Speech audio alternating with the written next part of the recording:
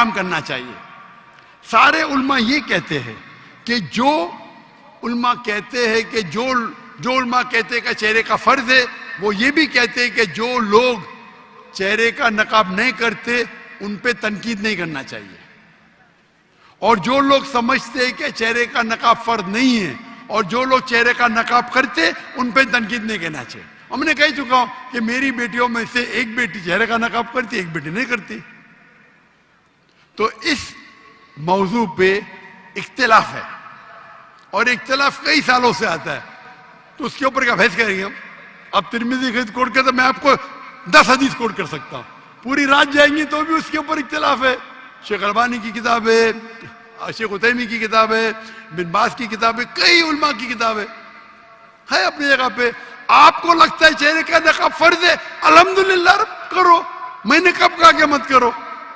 اب سمجھ رہے؟ جو لوگ کو لگتا ہے کہ چہرے کا نقاب فرض نہیں، لیکن میں یہ کہتا ہوں باقی حجاب تو کرو. اپنے خواتین تو حجاب ہی نہیں کرتے، سر کھلا رکھتے، سر کو ڈھکتے نہیں. تو کم از کم اس کو تو آپ بولتے کہ چہرے کا نقاب نہیں ہوگا تو آدمی اور مرد میں فرق کیا ہے؟ یعنی آپ جانتے ہی نہیں شریعہ کو. آدمی کے لیے فرض ہے ناف سے لے کے گھٹنے تک کے، عورت اور آدمی میں فرق نہیں. مطلب کیا؟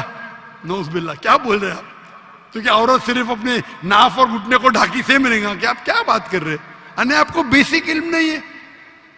اگر چہرے کا نقاب نہیں رہے گا تو آدمی مرد میں فرق نہیں. کیا بات کر رہے ہیں آپ؟ آدمی کو سر ڈھکنا فرض نہیں ہے، سنت ہے. کوئی بولتے سنت بھی نہیں، ٹھیک ہے، اس پہ بحث کیا کرنے گیا؟ اوپر کا شرٹ پہننا فرض نہیں ہے، پہن رہے، نہیں پہن تو کوئی بولنے سے حرام ہے. ناف سے لے کے گھٹنے تک فرض ہے. اگر کوئی کھیت میں کام کر رہا ہے مرد اور اوپر اس کا سینہ دکھتا ہے، جائز ہے، عورت تھوڑی کر سکتی وہ. تو اب کیسا بولیں کہ عورت اور مرد میں فرق نہیں؟ اب کیا بات کر رہی ہے بہن؟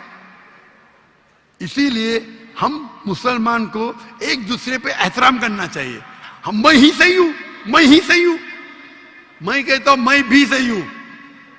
یہ میں ہی صحیح ہوں پرابلم ہے. ترمذی کی حدیث کوٹ کر کے میں بخاری کی کروں گا، صحیح مسلم کی کروں گا. کیا بات کر رہے ہیں آپ؟ اگر سمجھتے فرض ہے تو آپ کرو، کون آپ کو روک رہا ہے؟ اور کوئی بھی یہ نہیں کہہ سکتا ہے کہ چہرے کا نقاب حرام ہے، یہ تو کوئی کہہ نہیں سکتا ہے نا. تو آپ کرو، اس میں کوئی اعتراض نہیں. لیکن ہم اس اختلاف کو ایسے پیمانے پہ لے جائے کہ آپس میں بحث کرے، جھگڑا کرے، کتنے چیز ہے. اسی لیے ہمیں we should know how to agree to disagree. Agree to disagree. ہم یہ بھی مانے کس طریقے سے اختلاف کو ہم آپس میں اچھے سے سلجھائے، بنسبت جھگڑا کرے اس پہ. شکریہ. خواتین و حضرات، آج کی رات کا آخری سوال ہم مائک نمبر 1 سے لیتے ہیں. مائک نمبر 1 پہ جو بھائی سوال پوچھنا چاہتے ہیں. وعلیکم السلام ورحمۃ اللہ. آپ اپنا نام بتائیں سر. حضرت جی میرا نام حماد ہے، حماد ایوب.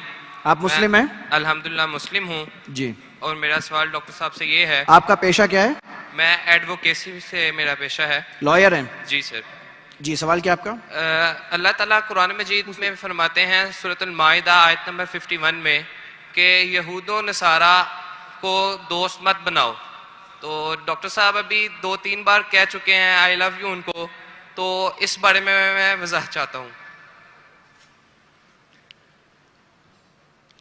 یہ سوال کا جواب میں کل دے چکا ہوں. ریکویسٹ ہے، امپورٹنٹ کوشچن. تو مجھے بھائی صاحب نے کہا ابو شاہد نے الاؤ کرو، تو میں الاؤ کیا. بھائی صاحب آپ کل تھے؟ نہیں سر میں نکل. آپ نے میرے قصر دیکھے؟ جی سر. کتنے دیکھے؟ اکثر دیکھتا رہتا ہوں. لگ بھگ دیکھتے رہتے. کئی بار میں اس کا جواب دے چکا ہوں. آپ نے پوچھا تو واپس سے دوں گا. ہر کوشچن ہر سوال کرنے والے کے لیے امپورٹنٹ ہے، برابر کہ نہیں؟ یہ سوال کہ سورہ مائدہ کی آیت ہے کہ آپ یہود و نصارہ کو اپنا دوست مت بناؤ. جو قرآن کی آیت ہے ولی، اس کا صحیح ترجمہ ہے کہ آپ یہود و نصارہ کو مومن کے بنسبت ان پریفرنس ٹو مسلم پروٹیکٹر مت بناؤ. اللہ کے رسول رحمت اللہ عالمین تھے نا, تھے کیا نہیں؟ ہاں جی.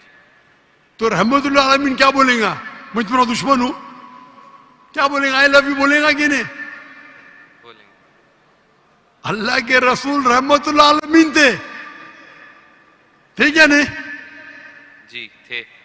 تو آپ لوگ کی سوچ اور نظر اتنی کمزور ہے.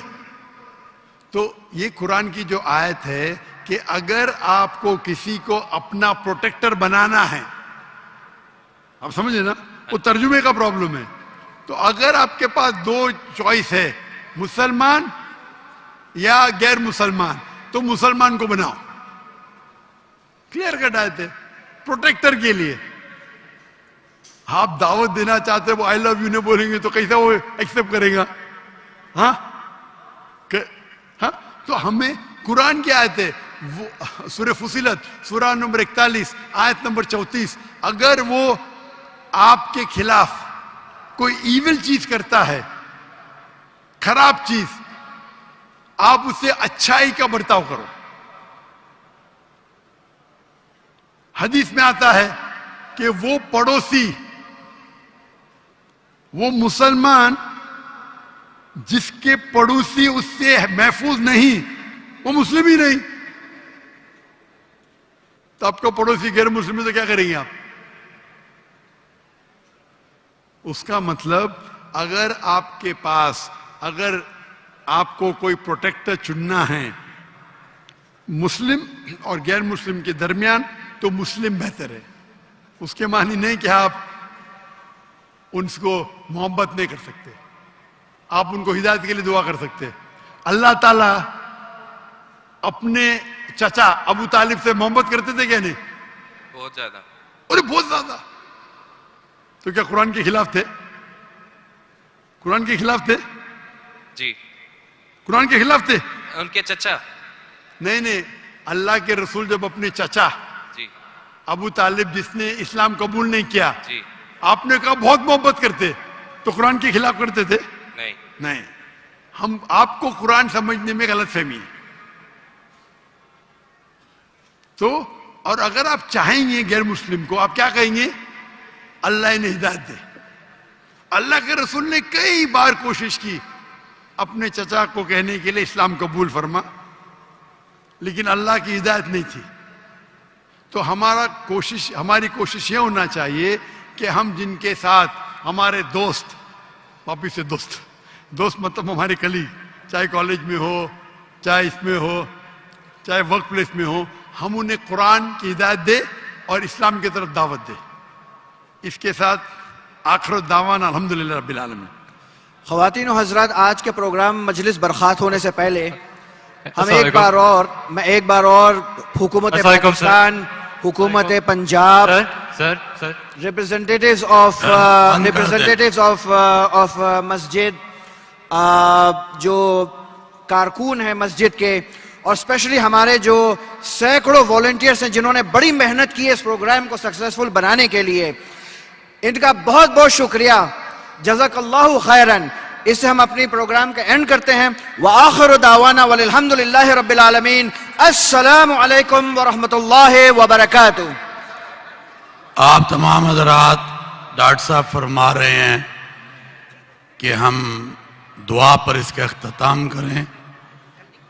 اللہم